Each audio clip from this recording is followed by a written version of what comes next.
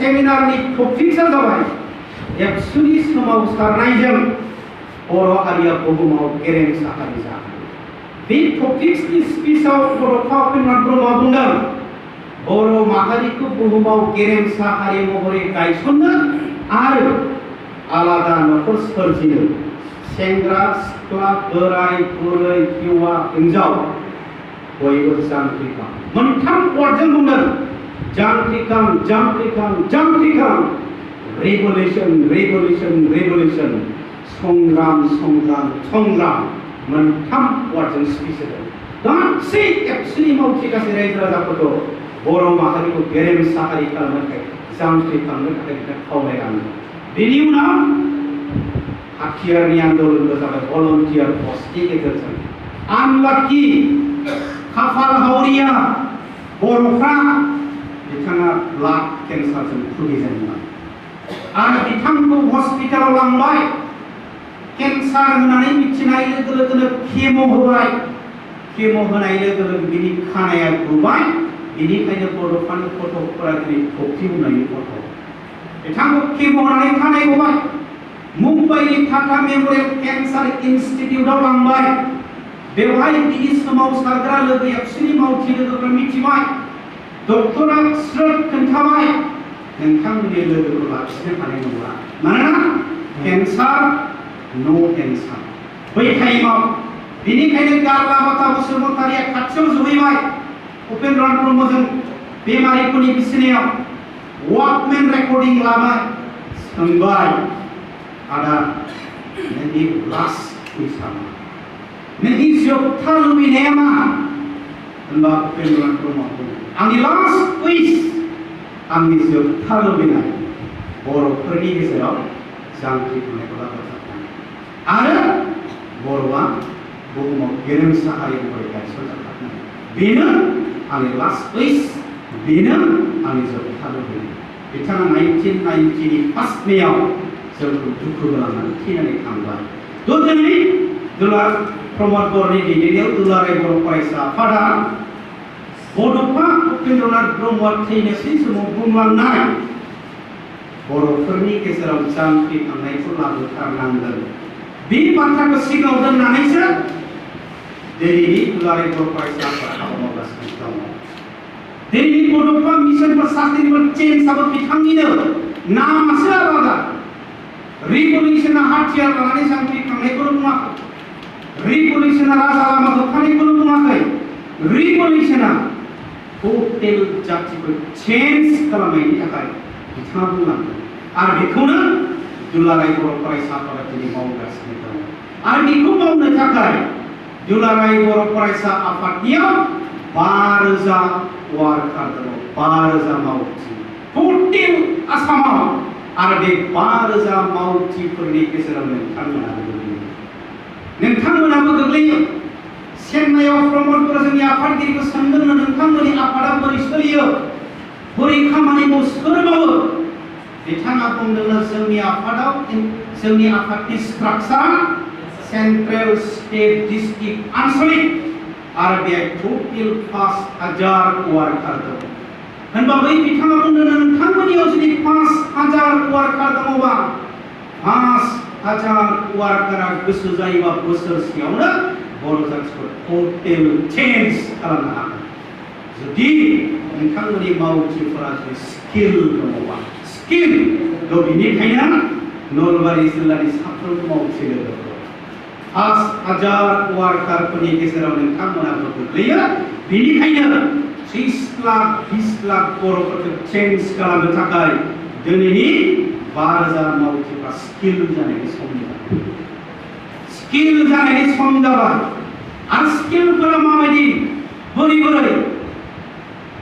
जोङो बिटिसिनि जिल्लानि मावथिफोर बिसिनायाव थानायावनो सोरांनायनि आगोल उथिनायनि आगोलनो रायजोफोरनिफ्राय फन फैयो सार दिनै हराव जोंहानि न'खौ मैदेरा गाख्लेबलांजोबबाय। इनफरमेसना फैयो फुङावनो सार दिनै मोनायाव आंनि क्लास 9आव फरायनाय फिसाजोखौ नलबारि जिल्लाथिं सोरबा लानानै खारलांबाय एसे मदद खालामो। दिनै नेनानै दं रायजो राजाफ्रा एक्स'खौ 15 आगष्ट जाहां बाजाराव थांगोन पुलिसफ्रा लाखिबाय बाइक सालायनानै थांनायखाय लाखिनानै सोंबाय थानायाव थांनांगौ मानो हेलमेट हमाखैनो मानो ड्राइभिं लाइसेन्स गैया एबसुनियाव फन हरबाय फंबाय आंनि बाइकखौ थानायाव पुलिसफोरा लांबाय एसे रायलायनानै हरदों होनबा दिनै फिसा खामानियावबो बा गिदिर खामानियावबो रायजो राजाफ्रा दुलाराय बर' फरायसा आफादनो लानानै दं होनबा जोंनि फाफ्लियाव गिदिर बिबान दं आरो बेनिखायनोसो बिथांमोना आं जेब्ला बिजिनि आन्सलिकनि आफादगिरिमोन जोंनि आन्सलिकनि कनफारेन्सखौ खुंनो थाखाय मोनसे जायगायाव जों थिग खालामबाय बानजाय आफाद दाबाय बानजाय आफादा जेब्ला फैसा बिनो जागायजेनबाय बिएलटिआ एबसुजों गोरोबा बिपिबा एबसुजों गोरोबलाया जेब्ला बिएलटि थिखादारफोरनाव फैसा बिनो थाङो बिपिएफनि थिखादारफोरनाव फैसा बिनो थाङो होनब्ला बुंबाय बेसेबां बाजेटआ बारा नङा 3 लाखल' 3 लाखनि कनफारेन्सखौ गोसो जायोबा हारसिंनो खुंनो हायो नाथाय एबसुआ जोंजों गोरोबा जोंखौ रायो जोंलाय बोरैथो फैसा हरनो आरसिनि मानसिया गिदिंनानै फैफिनबाय मिटिं लिंबाय आरसिनि जोंखौबो लिंहरबाय बेलासियाव खबरफ्राथ' गाज्रिलै माथो फैसा बिनो थांबाबो फैसा हरा थ' बेनिखायनो पलिसिखौ चेन्ज खालामनांसिगोन आन्सलिकनि कनफारेन्सखौ जेरैखिजाया खुंनानै हरनांगोन बेनिखायनो नों आलु बस्थासे नों दालि सेरबा नों थाव गोथां 5 लिटार नों सामब्राम नों बानलु नों कफि नों बायदि बायदि हरनांगोन जोबथारनायाव आरसिनि कनभेनर आंनाव फन हरनानै बुंबाय फंबाय कनफारेन्सआनो सानथाम आगोल गासिबो रेडि जाजोब्बाय आरो थारिखखौ सोलायनो हायोबा एडभान्स कम्पिउटार कनफारेन्सआ रायजो राजाफोरनि मददजों थ' बेनिखायनो नोंथांमोन 20 लाख बर'फ्रा दुलाराय बर' फरायसा आफादखौ दिनै नेनानै दं आरो बेनि थाखाय साफ्रोम मावथिफ्रा मोनसे खोथाखौल' साननांगोन इन्डिभिजुवेलिज्मखौ बेसे सहायनो हागोन आरो नेशनेलिज्मखौ बेसेबां गोबानानै लानो हागोन इन्डिभिजुवेलिज्मखौ बेसेबां त्याग खालामनो हागोन आरो नेशनेलिज्मखौ बेसेबां गोबानानै लानो हागोन बेनि सायाव मावथिफोरा डिपेन्ड खालामगोन मावथिफोरनि मावनाया बेनि सायाव डिपेन्ड खालामगोन इन्डिभिजुवेलिज्म आं बेखौनो बुंदों डक्टर एपिजे आब्दुल कालामआ जेब्ला साख्रियाव हाबबाय आमेरिकानि नासायाव 6 मासनि थाखाय ट्रेनिं होनो थांदों 6 मास ट्रेनिं जोबनायनि उनाव बिथाङा फैफिननो ओंखारबाय नासाया बिथांखौ बुंबाय नों थांनो नांला जोंनि नासायाव साख्रि मावनो आब्दुल कालामआ बुंदों आं आमेरिकायाव थाया आं नासायाव साख्रि मावा आं इन्डियायाव थांफिनगोन बियो आंनि हादोर आं हादोरखौ मोजां मोनो आं इन्डियायाव साख्रि मावगोन बियो भारताव फैफिनबाय भारताव फैनायनि उनाव दिनै बिथांनि अननायाव इन्डियाया अग्नि पृथ्वी आकाश त्रिशूल मिसाइलनि बिगोमा जाबाय नासायाव साख्रि मावनाय होनबा बे अग्नि पृथ्वी आकाश त्रिशूलखौ मोनगौमोन ने भारतआ मोनामोन बेनिखायनो बिथाङा इगनाइटेड माइन्ड्स बिजाबाव बुंदों patriotism beyond politics and religion हादोर माने धोरोम आरो राजखान्थिनि गोजौआव हादोर होननाय बिथाङा आमेरिकायाव साख्रि मावाखै भारताव फैफिनबाय अग्नि पृथ्वी आकाश त्रिशूल माने मिसाइल बानायबाय बिथां भारतखौ मोजां मोनो बिथांनि बे नेशनेलिज्म ए.आर. रहमानखौ तालिबाना बुंदोंमोन नोङो बन्दे मातरम मेथाइ रोजाबनो नाङा रोजाबबावोब्ला बिनि फिननाया जागोन गुलि ए.आर. रहमाना बुंदों आं भारतनि मानसिया जुदि भारतनि नेशनेल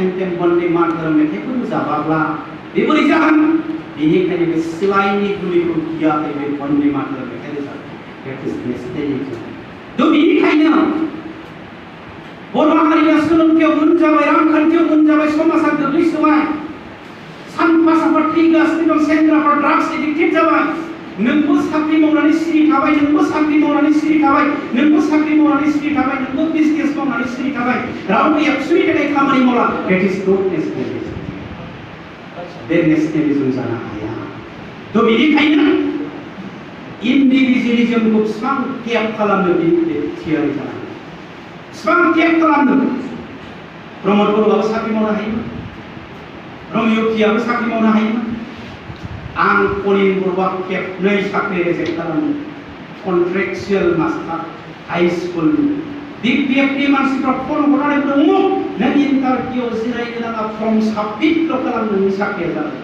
आं थाङाखै। आंनि आखाया आथिङा फारसे आथिं हाबलांनाय मोनबा आं बेखौ बोबोफिननो हानाय नङामोन। नेसनेलिज्म थ' बेनिखायनो मावथि लोगोफोर नेसनेलिज्म आरो इन्डिभिजुवेलिज्मखौ बुजिनानै खामानि मावनो फैयोबा नलबारि जिल्लाया मोजां मोनसे जिल्ला जागोन। नलबारि जिल्लानि सिंनि मोनफ्रोमबो आनसलिकआ मोजां आनसलिक जागोन। बेनि थाखाय गिबियावनो आफादगिरिनि दैदेननायाव केबिनेटआव प्लेनिं जागोन। आरो प्लेनिंखौ एक्जिकिउट खालामनो मोगथां महर होनो थाखाय टीमा साब्रै जानांगोन। आरो जेब्ला टीमा साब्रै जाबाय प्लेनिंआ फाइनाल जाबाय नट पजिशन एक्शन खामानियाव ओंखारलांनांगोन। नोंखौथ' कट गाननानै दलद थानोथ' बिबान होआखै। नोंखौथ' सियाराव गेम जिरायनानै थानानै खामानि मावनोथ' बिबान होआखै। मानो थाखाय बिबान होनो? डु एक्शन खामानि माव बेनि थाखाय बिबान होनो। बेनिखायनो गिबियावनो प्लेनिं बिनि उनाव एक्शन। बेखायनो आब्दुल कालामआ गावनि लिडारशिप आर्टिकेलाव बेखौनो बुंदों नट पजिशन एक्शन। पजिशन नङा एक्शन खामानि माव होननानै बुंदों। थ' बेनिखायनो साफ्रोमबो मावथिफ्रा खामानि मावनांगोन। माबायदि खामानि मावनांगोन? आं बुंखादों आंबो आनसलिकनि वार्कार। जों बुंनो हायो आं आनसलिकनि आफादगिरि थानाय समाव दा दहाय सिनायथि होनाय आथिखालनि चिरां जिल्लानि गाहाय नेहाथारि दिलीप बसुमतारी आनसलिकनि गाहाय नेहाथारि। जों बाइक सालायनानै गावनो बाइक सालायनानै लेखा रानबोदों। आरो जों लामायाव ट्राक